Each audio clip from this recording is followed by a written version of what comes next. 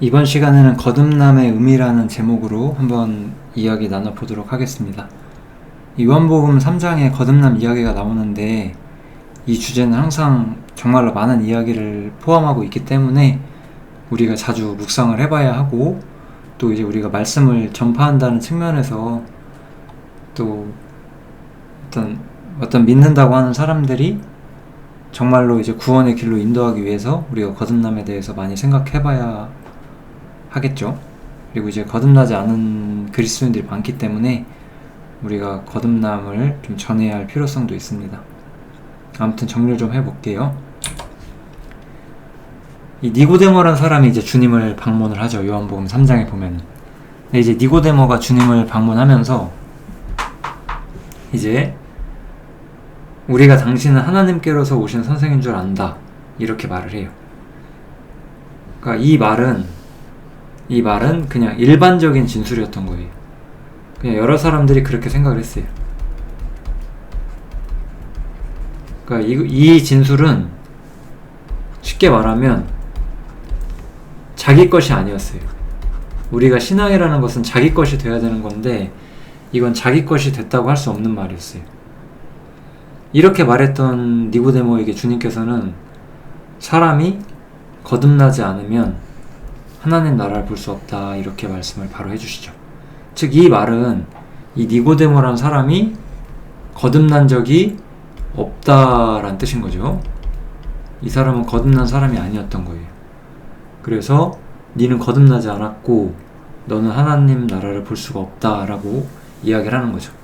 이 말은 니고데모한테는 굉장히 충격적이었던 거죠. 왜냐면 니고데모는 하나님을 믿는 사람이었고 자신이 하나님 나라에 들어갈 수 있을 거라고 막연히 생각하고 있었는데, 여기서 우리가 좀 이런 생각을 해볼 수 있을 것 같아요. 니고데모는 자기가 하나님을 믿고 하나님 나라에 들어갈 수 있다고 좀 막연히 생각하고 있었다는 거죠. 저는 이것이 되게 우리가 생각해봐야 하는 중요한 주제인 것 같아요. 많은 기독교인들이 자기가 하나님과 지금 교제하고 있고 하나님과 관계가 있다고 그냥 막연히 생각을 하거든요. 실상은 진짜 거듭난 적이 없음에도 불구하고 이렇게 생각하는 경우가 많이 있습니다. 이 문제를 우리가 이해하기 위해서 요한복음 2장도 다시 한번 살펴봐야 하는데요. 요한복음 2장에서 예수님께서는 예수님을 시인했던 사람들이 실제는 신앙이 없다라고 말씀을 하세요. 어떤 식으로 얘기하시냐면, 유월절에 예수님께서 표적을 행하시는 것을 보고 많은 사람이 예수님을 믿었으나 그러나 예수께서는 그 몸을 저희에게 의탁하지 아니하셨다라고 기록이 되어 있어요. 이거는 그 유대인들의 예수님을 시인했던 것을 인정하지 않았다는 의미가 되는 거죠. 왜냐? 예수님께서는 친히 모든 사람을 아시고 사람의 속에 있는 것을 아셨다라는 거예요. 예수님께서 사람의 속에 있는 것을 아셨기 때문에 사람에 대해서 아무 증거를 받으실 필요가 없었고, 이 사람의 속에 있는 것 때문에 그들이 입으로는 주님을 시인했음에도 진정 거듭난 사람이 아니었다라고 말씀을 해주시는 거죠. 즉, 이제 우리가 살펴봐야 하는 것은 사람의 속에 있는 거예요. 사람의 속에 있는 것이 무엇인가, 우리가 이것을 살펴봐야 합니다. 우리가 일반적으로 사람이 어떤 존재이냐를 말할 때 우리는 죄인으로서의 사람을 일반적으로 많이 이야기를 하죠. 로마서에 보면 바울이 이야기를 해요. 모든 사람이 죄 아래 있고 그렇기 때문에 의인은 하나도 없다, 이런 식으로 우리가 일반적으로 로마서를 보면서 사람은 죄인이라고 말을 하죠. 죄 없는 사람이 없다라는 거예요. 또 이 문제를 우리가 조금 더 세부적으로 들어가 보면 모든 사람은 죄를 짓는다는 거잖아요. 범죄한다라고 한번 얘기를 해볼게요. 근데 왜 범죄하느냐? 사람이 죄를 지어서 죄인이 되는 것이 아니죠. 우리가 성경을 보면은 성경은 사람이 죄 가운데 태어난다고 말을 해요. 죄 가운데 출생을 하고 출생하면서부터 이미 죄인이라고 말을 하는 거죠. 죄인이기 때문에 범죄한다라고 우리가 보고 있어요. 이건 아주 성경적인 견해죠. 그러나 어떤 점에서 사실 많은 기독교인들은 다 인정해요. 이 부분에 대해서. 우리가 죄를 지을 수밖에 없고 우리가 죄를 피할 수 없다. 그런 점을 어떤 점에서 인정을 다들 하시거든요. 그래서 죄인으로서의 사람만을 우리가 이해한다고 해서 어떤 사람이 거듭나지 않았다는 거, 사람의 속에 무엇이 있냐, 이 문제를 전부 다 알았다고 우리가 보기는 좀 힘들어요. 이 죄를 우리가 안다라는 측면에서 구약 성경을 보면은 좀 우리가 생각해 볼 만한 주제가 나오거든요. 이제 호세아 6장이거든요. 여기는 호세아 6장인데, 호세아 6장에 보면은 굉장히 우리가 본받을 만한 그런 내용이 나와요. 겉보기에는. 우리가 여호와께로 돌아가자 여호와께서 우리를 찢으셨으나 도로 낫게 하실 것이요 우리를 치셨으나 싸매어 주실 것임이라. 이 사람들은 우리가 죄를 지었기 때문에 하나님께서 우리를 찢으셨고 우리를 치셨다라고 말을 해요. 그러나 분명히 하나님께서 우리를 고쳐주실 것이고 하나님께서 다시 우리를 높여주실 것이다 라고 이야기를 하는 거예요. 그러나 제가 여기서 제목을 뭐라고 했죠? 불성실한 회개라고 했어요. 이들은 진심으로 이렇게 회개한 게 아니었어요. 이들의 이 회개는 진심이 아니었어요. 이거는 여러분들께서 이 호세아 6장의 문맥을 보면 바로 확인하실 수가 있어요. 그럼에도 사실 어떤 사람들, 어떤 교회에서는 이 구절을 막 암송하기도 해요. 회개에 대한 좋은 구절이라고 하면서 이 구절의 문맥을 전혀 이해하지 못하고 그렇게 하시는 분들도 많아요. 그만큼 우리가 이런 문제를 이해하는 데 있어서 중요한 것은 문맥을 정확히 살피고 하나님께서 이 말씀을 하시는 이유가 무엇인지를 우리가 깊이 생각해 보는 거예요. 이 회개는 그래서 호세아 6장에 보면 이어서 이 말이 나와요. 에브라임아, 내가 내게 어떻게 하랴? 유다야, 내가 내게 어떻게 하랴? 너희의 인애가 아침 구름이나 쉬 없어지는 이슬 같다. 너희가 했던 그 회개, 나를 향한 그 마음이 아침 구름이나 쉬 없어지는 이슬과 같다는 거예요. 거짓되고 허망했던 순간의 그냥 말뿐인 회개였다라는 거죠. 이게 호세아 아까 그 말씀에 바로 이어서 나옵니다. 이거는 이들이 진실로 하나님께 돌아오지 않은 채로 그냥 입으로만 회개를 외치고 있다라는 거예요. 사실 어떤 점에서 지금 우리는 굉장히 많은 기독교인이 있는 시대를 살고 있지만 진짜로 거듭난 사람들은 적거든요. 아마 이런 문제 때문일 거예요. 허망한 회개를 하고 있고 하나님과 내가 어떤 상태인지 어떤 관계에 있는지를 전혀 판단하지 않은 채 그냥 이렇게 우리가 회개하면 하나님께서 우리를 받아주시겠지 이렇게 막연히 생각을 한다는 거죠.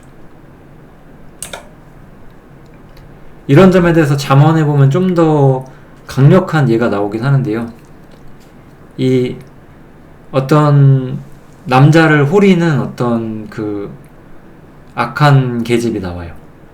이 여자가 이제 어떻게 말을 하느냐, 내가 화목제를 드려서 서원한 것을 갚았다라고 말을 해요.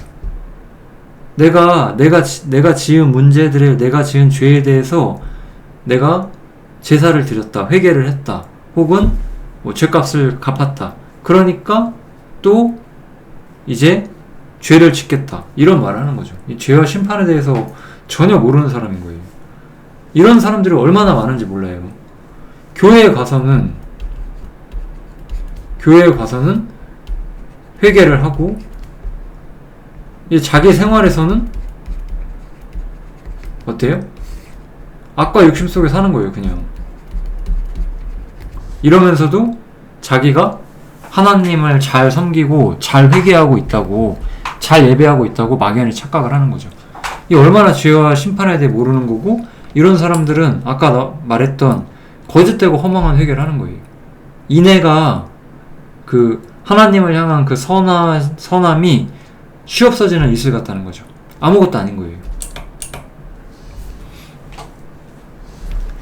진짜 하나님을 마주한 사람들은 저렇게 말하지 못해요. 왜냐면 하나님께서는 거룩하신 심판자이기 때문에 죄를 결코 용서하지 않거든요. 그러니까 하나님에 대한 두려움을 가지게 돼요. 요것은 이사야의 경험이고요. 요거는 누가복음에 나오는 베드로의 경험이죠. 이 두 사람은 주님을 마주했고, 주님을 마주했을 때 그 죄에 대한 하나님의 거룩한 면모를 보고 두려워 떨게 돼요. 하나님을 마주했을 때 이사야는 바로 뭐라고 말을 하네요. 화로다 나여 망하게 되었도다. 여러분들은 정말 이런 경험이 있으세요? 내가 하나님의 심판 앞에서 얼마나 심각한 입장에 있는지를 경험해 본 적이 있으세요? 베드로도 어때요? 주님의 능력을 보자마자 바로 직감해요. 주여 나를 떠나소서 나는 죄인이로소이다. 진정한 죄인은 하나님께 가까이 나아가려고 하고 하나님이 나를 회복해 줄 거야 이렇게 쉽게 말하는 사람들이 아니에요. 나는 죄인이고 하나님은 거룩한 심판자이기 때문에 나를 떠나달라고 할 수밖에 없는 거예요. 두렵기 때문에. 이게 하나님을 올바로 이해한 사람들의 어떤 마음의 상태라고 할 수가 있는 거죠. 사람은 어떤 존재냐? 좀 더 깊이 들어가 볼게요. 우리가 친히 사람에 속해 있는 것을 아신다고 했잖아요. 그래서 사람이 어떤 존재인지 조금 더 제가 말씀을 드려보려고 하는데, 오늘 제가 이 사람은 어떤 존재인가를 설명하는 데 있어서 요한복음 5장을 한번 예로 들어볼게요. 이건 요한복음 5장이거든요. 요한복음 5장에 보면은 베데스다라는 연못이 나와요. 너무나 유명한 단어죠. 이 성경이 굉장히 좀 가르치고자 하는 의미가 많은 성경이에요. 여기서 이제 우리가 특히 좀 살펴봐야 하는 것은 요한복음 5장에 이 베데스다 연못에 많은 병자들이 와요. 행각 5개가 있었고, 이거 5개도 사실 의미가 있거든요. 성경에서 5라는 숫자는 이건 항상 구약과 연결되어 있어요. 특히 모세, 율법, 이것과 항상 연결이 되어 있거든요. 그래서 이 5 행각도 율법과 연결이 되어 있지만 이것을 깊이 이야기하는 것은 그렇게 크게 중요하지 않고, 어쨌든 이 안에 어떤 사람들이 있었냐? 많은 병자, 소경, 절뚝발이, 혈기 마른 자들이 누워 있었대요. 왜 누워 있었냐면 물이 이렇게 움직인대요. 동한다는 것은 물이 움직인다는 뜻인데, 이것은 천사가 가끔씩 물에 내려와서 물을 동하게 하는데, 이때 들어가는 자는 병이 낫는데요. 이거는 구약시대에 있었던 하나님의 역사를 좀 상징하고 있는 거예요. 하나님께서는 어쨌든 사람을 치유하고 사람을 회복시키기 위한 어떤 일들을 해오셨어요. 그러나 우리가 이 성경에서 우리가 진짜로 교훈받아야 되는 건 무엇이냐면, 여기에 한 38년 된 병자가 예로 나와요. 이것은 사실 우리들 모두를 말해요. 이거는 죄인으로서의 사람의 상태를 상징하는 거예요. 이 사람만 그런 게 아니라 우리도 38년 된 병자는 똑같아요. 왜 그럼 이 사람이 등장을 하게 되느냐? 한번 뒤를 보시면 물이 정말 움직여요. 그때 나아가면 사람이 치료를 받을 수 있잖아요. 그런데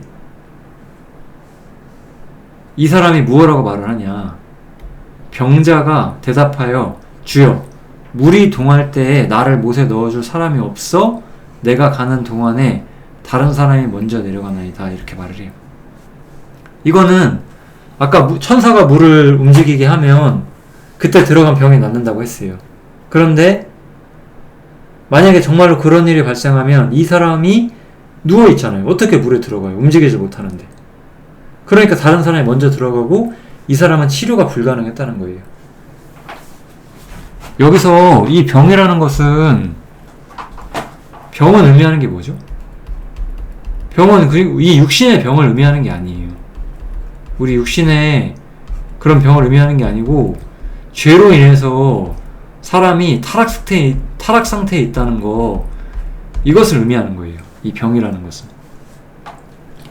그럼 이 하나님 앞에서 병에 걸린 우리의 입장, 죄인이고 하나님 앞에서 살아날 수 없는 우리의 입장을 보는 건데, 이때 사람의 입장에서 우리가 병을 치료할 수 있느냐, 우리가 하나님과 나 사이에 문제를 해결할 수 있느냐, 없다라는 거예요. 그게 우리가 물이 동할 때 치료할 수 없다는 것의 의미인 거죠. 사람은 하나님과의 관계를 회복할 방법이나 능력이 없다는 거예요. 그런데 우리는 이 사실을 잘 몰라요. 많은 기독교인들이. 그래서 이런 사실을 무시한 채로 열심히 자기 의를 세워요. 자기 의를 세운다는 건 뭐예요? 열심히 교회 출석하고, 열심히 봉사하고, 열심히 헌금해요. 근데 이 구절이 의미하는 게 뭐예요? 우리가 교회 열심히 출석하고, 교회 열심히 봉사하고, 헌금 많이 한다고 해서 우리가 과연 하나님과 나의 관계를 회복할 수 있냐 이거예요. 불가능하다는 거예요. 그것이 바로 요한복음 5장이 우리한테 가르쳐주는 아주 절대적인 사실인 거예요. 사람들은 이렇게 자기 의를 세우면서 오히려 이것이 하나님의 의를 복종하지 않는 결과로 나와요. 저희가 하나님께 열심히 있으나 지식을 쫓은 것이 아니다. 진리를 추구하고 하나님의 뜻을 분별하려고 한 것이 아니었다는 거예요. 오히려 하나님의 의를 모르고 자기 의를 세우려고 힘써 하나님의 의에는 복종하지 않았다, 이렇게 말을 해요. 이 예로서 누가복음에 보면 바리새인들 이야기가 나오는데, 이 사람들은 어때요? 하나님이요, 나는 다른 사람들 곧 토색, 불의, 간음을 하는 자들과 같지 않습니다. 이 세리들과도 같지 않아요. 이렇게 자신들이 하나님 앞에서 남들보다 깨끗하게 살고 있고, 남들보다 더 금식도 하고 자기를 치기도 하고 또 헌금도 합니다. 저는 열심히 신앙생활 하고 있어요. 이렇게 말한다는 거예요. 근데 이게 과연 하나님께서 칭찬하실까요? 하나님은 이런 사람들을 받아주실 수가 없어요. 하나님은 이런 사람들을 연락하실 수가 없는 거예요. 자기 의를 세우려고 힘써 하나님의 의에는 복종하지 않은 사람들이기 때문에, 아까 말한 것처럼 하나님과의 관계를 회복할 방법도 능력도 없는데, 사람은 마치 자신이 이렇게 더러운 것들을 멀리하고 금식을 하고 봉사를 하고 헌금을 한다고 해서 내가 마치 하나님과 가까워지고 내가 하나님과 벗이 되는 것처럼 완전히 착각을 하고 있다는 거죠. 그래서 이사야는 이런 말을 해요. 대저 우리는 다 부정한 자 같아서 우리의 의는 다 더러운 옷 같으며 우리는 다 세폐함이 잎사귀 같으므로 우리의 죄악이 바람같이 우리를 몰아가나이다. 우리의 의는 하나님 앞에서 아무것도 아니에요. 그래서 우리는 단지 죄를 범했다는 것이 우리의 전부는 아니에요. 이것이 전부가 아니라, 이것이 틀린 말이라는 건 아닌데, 이게 전부가 아니라 또 뭐다? 하나님의 영광에 이르지 못한다는 거예요. 우리는 죄인이었어요. 분명히 우리가 살펴본 것처럼. 근데 이 죄인이란 말은 단지 우리가 죄를 짓고 악을 행한다, 범죄한다, 이것이 전부가 아니라, 이것이 틀린 말은 아니지만 이것이 전부가 아니라 우리가 하나님의 영광으로 갈 수 있는 이 통로, 하나님의 영광으로 갈 수 있는 이 통로 자체가 우리는 막혀있다라는 거예요. 우리는 하나님께 갈 수 있는 길이 없다라는 거예요.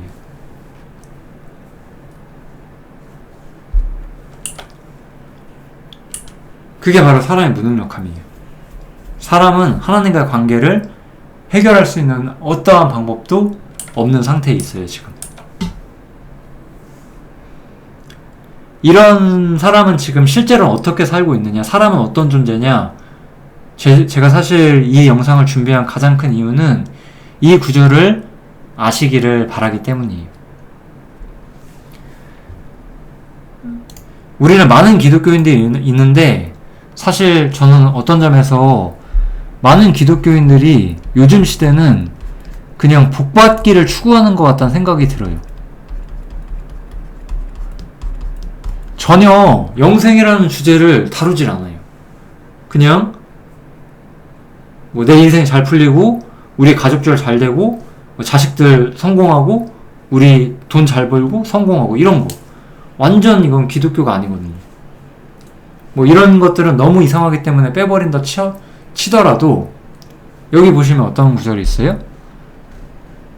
너희가 성경에서 영생을 얻는 줄 생각하고, 그러니까 이런 사람들이 많지만 지금 분명히 영생이라는 주제를 생각하시는 기독교인들도 많이 있어요. 물론 복받기를 원하는 사람들에 비해서는 적죠. 어쨌든 너희가 성경에서 영생을 얻는 줄 생각하고 성경을 상고하거니와 분명히 영생에 대한 고민도 하고 영생을 추구하면서도 실제로는 주님에게 오지 않는 사람들에 대한 이야기가 나와요. 이 구절도 성경이 영생을 얻게 하는 책이라고 해서 중요한 구절로 생각하고 외우시는 분들도 제가 봤는데요. 근데 중요한 건 이거예요. 이 요한복음 5장 39절인데 이 39절만 볼 것이 아니고 40절을 봐야 된다는 거죠. 그러나 너희가 영생을 얻기 위하여 내게 오기를 원하지 아니하는도다. 이렇게 말하는 거예요. 나는 사람에게 영광을 취하지 아니하노라. 이 사람들은 사람에게서 영광을 취했어요. 사람에게서 영광을 취했어요. 사람. 우리는 하나님에게서 영광을 구하고 세상에서 영광을 구하는 사람들이 아닌데 세상에서 복받고 사람에게서 영광을 취하는 사람들인 거죠. 실제로 이런 사람들은 영생을 생각하는 듯 하지만 실제로는 그렇지 않다라는 거예요. 사람에게서 영광을 취하지 않는다는 거예요. 다만 하나님을 사랑하는 것이 너희 속에 없음을 알았다. 주님께서는 이렇게 말씀을 하세요. 이 사람은 하나님을 사랑할 수가 없는 존재라는 거예요. 사람의 실체를 말하는 거예요. 우리가 오늘 이야기하고자 하는 게 그거잖아요. 사람의 속에 무엇이 있느냐. 사람은 하나님을 사랑하지도 않고 사랑할 수도 없는 존재예요. 하나님을 사랑하는 것이 너희 속에 없다라는 거예요. 이게 사람의 진짜 문제거든요. 한번 보세요. 성경에는 육신에 있는 자라는 표현들이 나와요. 육신을 쫓는 자는 육신의 일을, 영을 쫓는 자는 영의 일을 생각한다라고 말하죠. 그래서 육신의 생각은 사망이고 영의 생각은 생명과 평안이다. 육신의 생각은 하나님의 원수가 된다.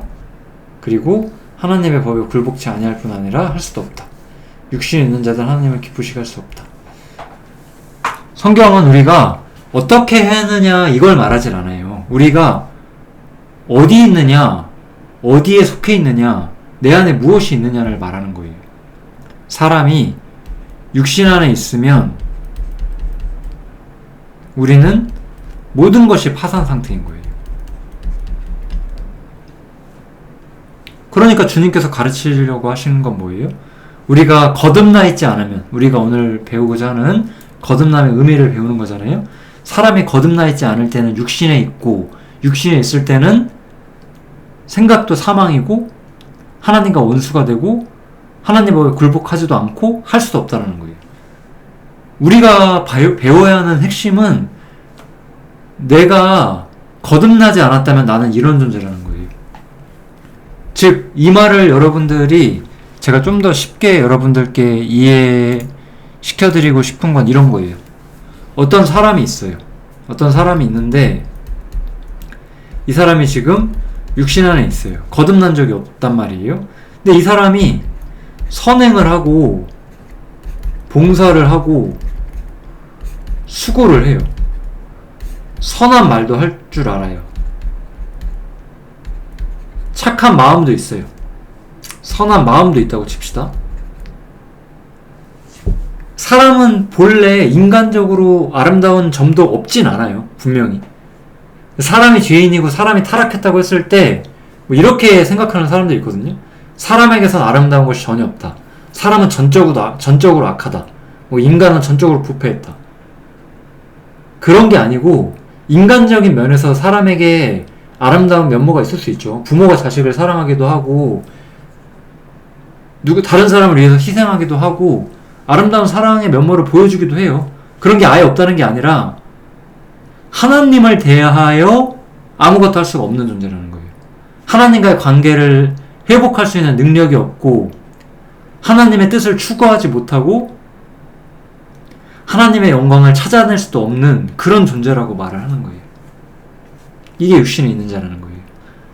사람은 이런 존재고 이런 존재이기 때문에 거듭나야 한다. 이게 제가 오늘 드리고 싶은 말씀이에요. 우리는 병든 자라는 거예요. 병든 자. 그런데 많은 사람들이 열심히 교회 생활하면서 스스로 건강한 자라고 착각을 해요. 예수님께서는 이런 말씀을 하시죠. 건강한 자에게는 의원이 쓸데없고 병든 자에게라야 쓸데가 있다. 아까 병든 자가 어땠어요? 스스로 치료가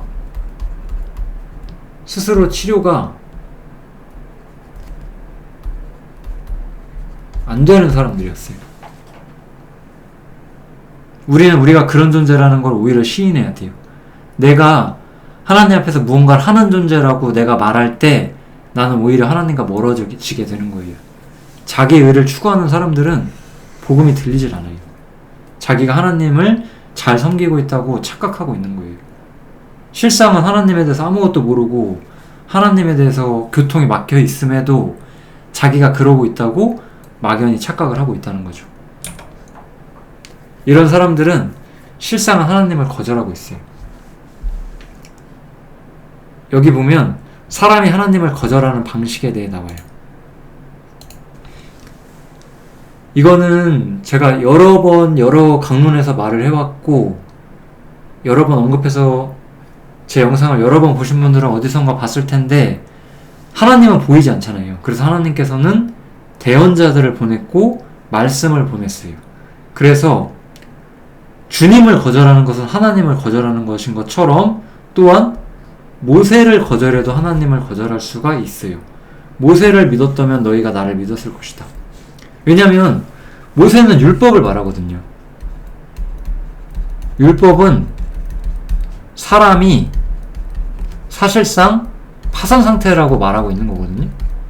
율법은 사람에게 너 이렇게 살아라라고 가르치는 것처럼 보이지만 실제로는 사람은 그걸 못 지키기 때문에 파산 상태라고 말하고 있어요. 그러니까 모세의 말을 믿었다면은 사람은 자신의 입장을 온전히 깨달았어야 되고 그랬으면 온전히 회개했을 것이고 그랬으면 하나님을 받아들였을 것이고 주님의 말씀도 받아들였을 거예요. 그리고 성경도 믿었겠죠. 즉 하나님을 거절한다는 것, 이 말씀의 의미를 거절하고 거듭남의 필요성을 무시한다는 건 어떤 뜻이에요? 성경을 믿지 않는 거고 예수님의 말씀도 믿지 않는 거고 모세의 율법도 믿지 않는 거고 결국 하나님도 거절한다는 거예요.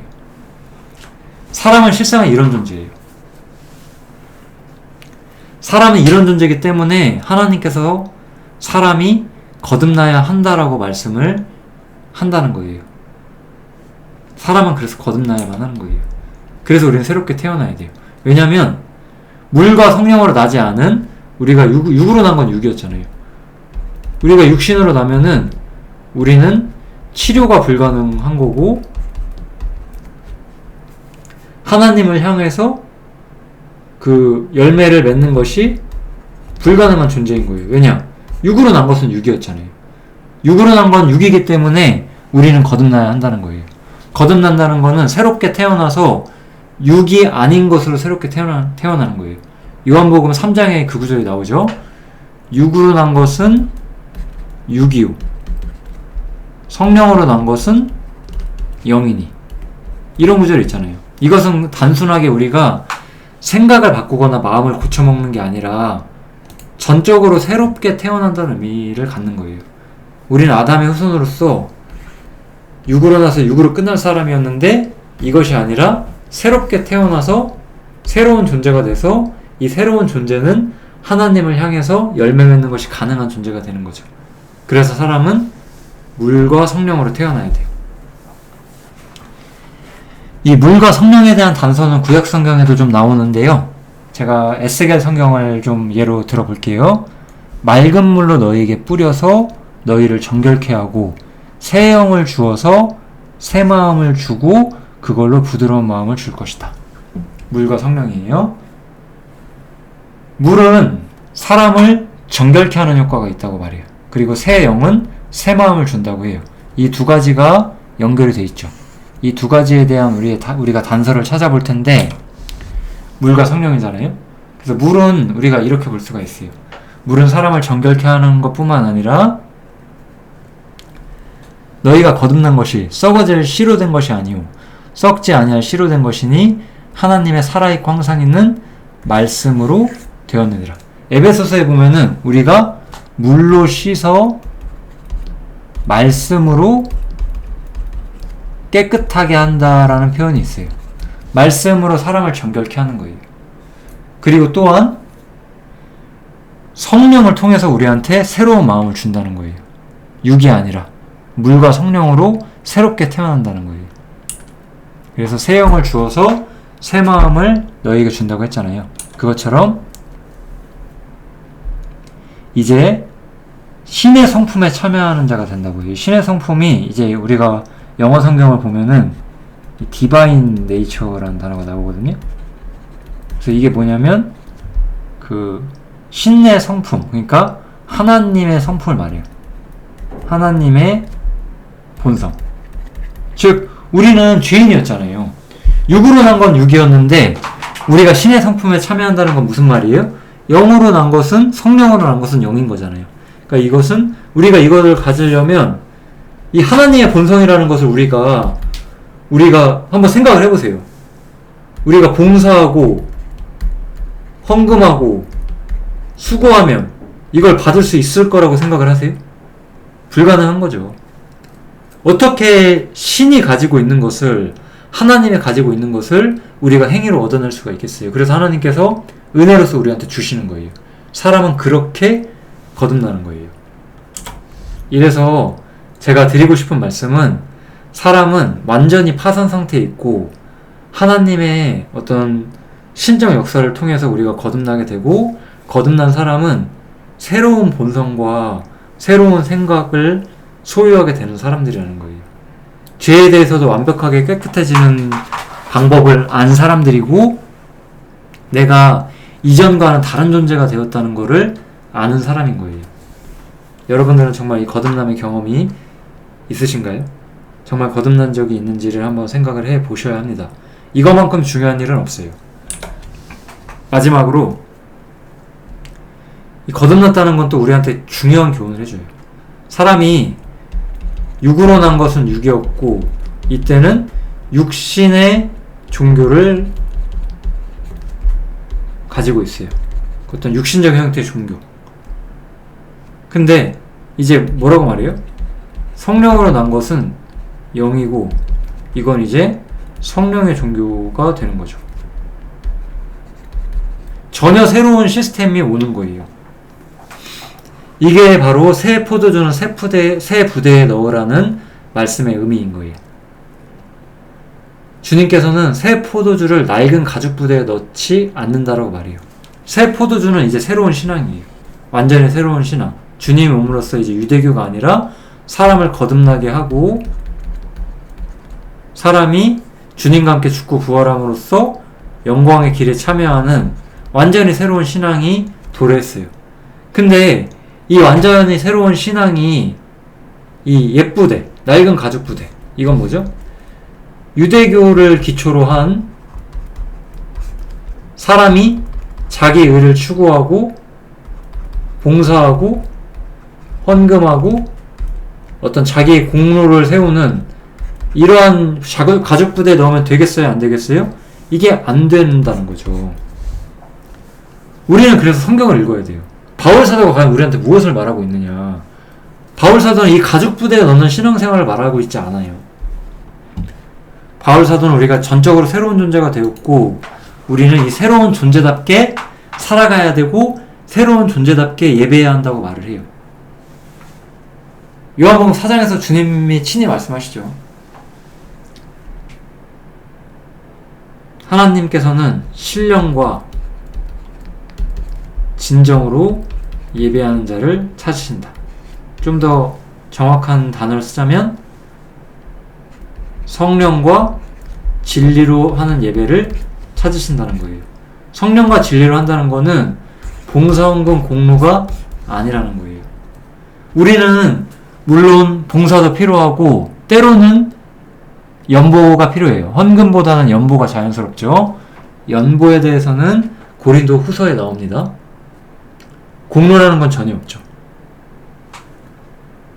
우리는 거듭남에 대해서 올바로 깨닫고 복음을 올바로 이해한 상태에서 진정한 신앙의 모습이 어떤 것인지를 생각해야 합니다. 먼저 근데 이 모든 문제를 생각하기 위해서는 여러분 반드시 거듭나셔야 돼요. 거듭나지 않은 사람은 하나님 나라를 볼 수가 없습니다. 저는 이 얘기를 좀 드리고 싶어요. 많은 사람이 거듭나지 않은 채 신앙생활을 하면서 자신이 거듭나야 될 필요성도 느끼지 못하는 경우가 많아요. 자기가 하나님 앞에 무언가를 하고 있다고 생각을 해요. 그렇지만 실제로는 그렇지 않을 수가 있어요. 우리가 우리의 행위로서 하나님께 나아갈 수 있다는 것은 완전히 잘못된 생각이에요. 우리가 하나님의 영광으로 가는 길이 막혔다는 걸 깨닫는 것, 내 행위와 수고와 봉사와 내 신앙생활을 통해서 하나님께 가는 게 아니라 나는 하나님을 향해서 죽어 있고 그런 나에게 하나님께서 어떻게 다가와 주시는가, 그거를 찾는 것이 바로 우리가 찾아야 하는 진정한 신앙이라는 거예요. 여기까지 하겠습니다. 감사합니다.